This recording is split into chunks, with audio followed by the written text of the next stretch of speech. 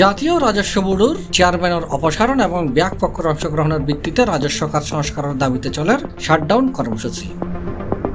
আজ শনিবার সকালতন এনবিআর থনহাস নময় ভবনের ভিতরে কেউ ঢুকিত বা বাইরে না পারে। আজ বন্ধ আছিল এনবিআর সব সেবা।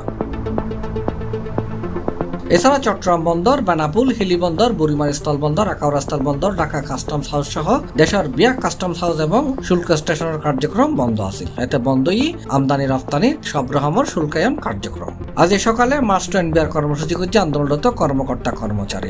এনবিআর সংস্থার ঐক্য পরিষদের ব্যানারে এই আন্দোলন চলে।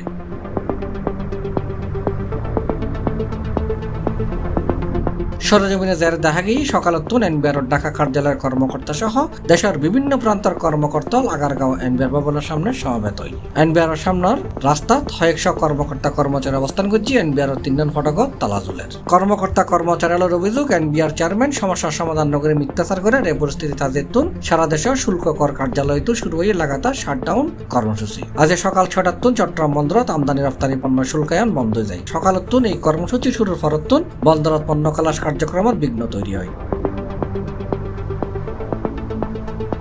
চট্টগ্রাম বন্দরত ঢুকিবেলায় রাস্তাতে আছিল পণ্যবাহী ট্রাক। বন্দর জেডির ভিতরেও পণ্য বোঝাই অপেক্ষায় জট তৈরি হয় গাড়ি। ইন্দি আগামী হাইল রবিবারও শাটডাউন এবং মাস্টার এনবিআর কর্মসূচি চলিব বলে জানা গিয়ে সরকারের লয় আলোচনা আগ্রহী আন্দোলনকারী।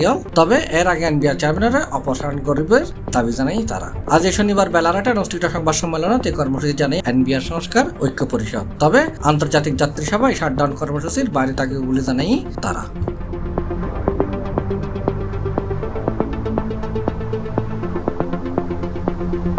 C+ TV, Chittagong.